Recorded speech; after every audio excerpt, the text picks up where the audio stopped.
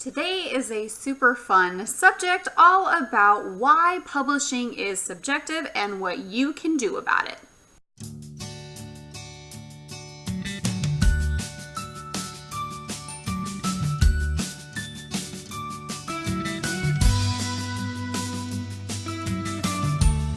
Now, if you are a writer like me and you are on the path to traditional publishing, it probably means that you have entered in the query trenches at some point, which means that along the line you have experienced something that is pretty much like online dating and America's Got Talent put into one.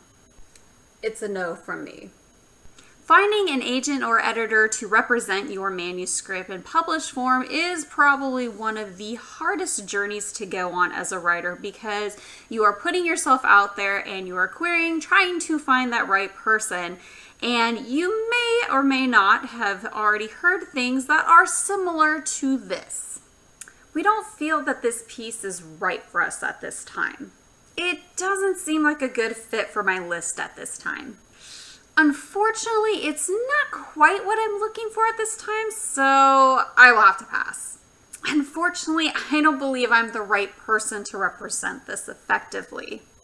Now, after hearing one or maybe multiple versions of that, you'll also hear this as a follow-up. Agenting is subjective, and while I couldn't take on your project, another agent may feel differently. Publishing is a subjective industry by nature, so don't be discouraged. Ours is a subjective business. This industry is incredibly subjective. And that's when you start to hear this word over and over and over. Subjective, subjective, subjective. But what does it actually mean? The Cambridge English Dictionary defines subjective as meaning influenced by or based on personal beliefs or feelings rather than based on facts. Now this is where it gets a little sticky and you may be a little confused as to what that actually means when it comes to an agent or an editor. So let me break down why the industry is so subjective. Number one, agents and editors are people. By saying that they're people, it means that they have individual tastes. Some of us drink tea, some of us drink coffee, some of us listen to rock and roll, some of us listen to rap, or some kind of variation. Agents and editors are people too. And that is something that can be overlooked in your journey as you're trying to get published because you just think, oh, it is just something to do with this whole entity, and forgetting that it comprises people. And we all have our different dislikes and our likes. The other thing that has to keep in mind when you're looking for an agent or an editor is the fact that these industry professionals also have a much part of them in their projects that they're seeking as authors do when they write a little piece of themselves in their work. Agents and editors want to find something that they can identify with and that they know can be something that can be great because they can see personally a potential in that manuscript. Number two, books have to compete in the entertainment business. Yeah, I know that business is not something you want to associate when it comes to your book baby. However, I will caution you that you need to keep in mind that agents and editors have to kind of be on the same competitive streak as all other aspects of entertainment business. Books are out there and people are reading them, but they also are competing with TV shows and movies and music. And because of this, they have to be very subjective on what they decide to pick up as their own because it is in competition with other means of entertainment that people can find in a new exciting adventure that is not in a book. So they have to be really selective on what they're going to actually pursue as to be on those shelves. Number three, more competition. Now, don't let this scare you. It is to say that in this whole publishing journey, there are more people that are trying to get their work published. By means of the internet, it is making it way easier for people to try to pitch their manuscripts to agents and editors. Think back into the old days before the internet, which I know can be hard for some of you.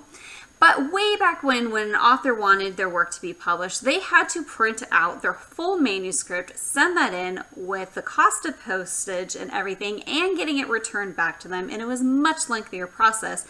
And the authors at the time had to be way more selective in who they were sending their manuscripts to.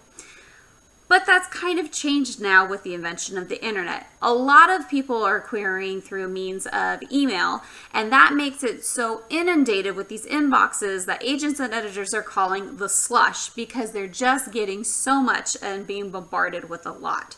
There's definitely a lot more people out there trying to get their book published, and so they have to be, again, very selective and subjective on how they handle this huge influx of people who are wanting to be published. Number 4, books are an investment.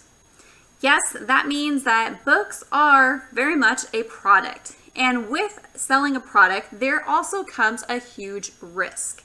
And so agents and editors want to make sure that they are being selective in who they are choosing as far as being able to not only pick up their book, but also being able to sell their book. And as such, they want to be able to ensure that they're picking books that they have in their scope of being able to sell for themselves.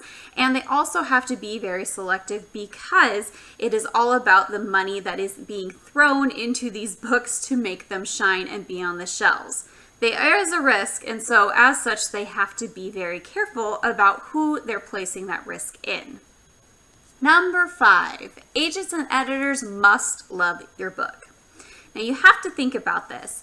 When an agent or an editor picks a book that they do have an interest in, they have to have an immense interest in it to the point where they love your book. Over the course of getting that book published and into the hands of the readers, there are going to be so many edits that these agents and these editors are going to have to read this manuscript multiple times. Multiple times. So they want to pick a project that they actually are passionate about, something that they are going to be interested in for having to go through it and get all the nitty-gritty details worked out and having to read the same story over and over so that it can progress into that book that gets in the hands of readers. And number 6, agents and editors have different niches. This means that they are experts in certain subjects. And there are some of them who find that they really love mermaid stories, and they can tell you all about the mermaid folklore and all of that because they love it so much, and that's what they're particularly interested in. There are other agents and editors who definitely love horses, and so they're going to be these experts at knowing horses, and when you write a horse in your book, they're going to know whether or not it's real or not. And so finding that agent or editor to actually have a project that you are in their niche is going to make you stand out and be part of that selective process or subjectivity, as we're talking about, to where that's something that they know that they are passionate about and they also know a lot about, and they also have working relationships with other publishers and can know that, okay, I know that this publishing house would love this because that person, that editor over there, also has an interest in this. So definitely identifying which kind of niche they fit into will make you kind of stand out when it comes to that subjectivity. So now that you have a better understanding as to why the publishing industry is so subjective, let's talk about what you can do as a writer. Number 1, identify who you are as a writer. Now, this is also kind of saying to know what you are passionate about. What is it that you bring to the table when it comes to books? What is a common theme that you are focusing on in your writing? Now, you may be freaking out saying, Len, wait a second, I write all different things. I write for different genres and all these different ideas are popping around my head. How do I know what I am as a writer? Now, let me give you some encouragement. I'm not saying to throw yourself into a box and to put all these labels on you. Trust me, I get that. What I am saying is to identify kind of as you get into a better understanding of who you are as a writer, you'll find that there are certain styles of writing, particularly when it comes to maybe you're somebody who's a writer and who write this beautiful prose, and that's what your strong point is. Or maybe you write witty as hell dialogue, and that's what you're known as. Identifying who you are as a writer can help because then you can understand who you want as an agent and editor to best represent your work, knowing what you bring to the table. Number 2, do your research. When you're sending your manuscript out to an agent and editor, make sure that they actually represent the genre that you're representing, because oftentimes there will be agents who will be searching for a certain thing, and it may get construed, or you may think, oh yeah, that agent is somebody that I think I want to work with, without looking at the fine details of what they're looking for. Agents and editors have a different kind of seasons, if you will, where there will be an influx of something that they want at a particular time, but then the industry changes and they no longer want that. Making sure that you do your research to understand whether or not they're looking for what your manuscript is offering will save you in the long run. Number 3, don't take it personally. Now, I know this is really hard. I myself struggle with this at times. I know exactly what it feels like. You have just poured your heart and soul onto your pages, and you have just given life to this book. And then you hear that an agent or editor wants to pass on your project because it's not a good fit. It stings like a sunburn. I completely understand. But it doesn't mean that your book is an epic fail. It also, more importantly, doesn't mean that you are an epic fail. It could just simply be that it's not something that they're looking for at this time, or it's just something that they're not interested in, and it has nothing to do with the quality of your work. Number 4, be professional. This is a working relationship when you're trying to deal with an agent or an editor. It has to be professional if you want this to be your career as a published author. So more importantly, make sure that you are conducting yourself in a way where you are being professional, and that your contact with this agent or editor as you're querying is professional. And also know that it's not the best to kind of go the other way and not be professional when it comes to your social media accounts. You know what I mean. Number 5, continue to grow. As a writer and you're going through this whole process, maybe you are getting some rejections, and they can just be where it's something as simple as getting a form letter that's from an agent or an editor that says it's not a good fit for them. Take that moment and kind of look on the whole querying process and kind of do a self-reflection, if you will, and ask yourself, what can I improve on? Is it something where your manuscript maybe needs more attention and you need to edit it further? Or if you have already done that and you've been through this process of being really extensive in your editing and you're still getting rejected, maybe it's time to consider shelving that project until a later date and working on something new. You can also kind of identify with different feedback from not only your agent and editors, but also look back on your critique partners and beta readers and kind of see if there is an overall theme to something when it comes to the feedback that you're receiving. And again, evaluate what are you doing really great and what are your strengths as a writer, and what areas do you need to improve on. Maybe it's something that you need to kind of hone your craft in more, and you should be writing craft books on maybe dialogue or pacing or tension or character arcs. There are a plethora of different things that all happen when we're writing a book.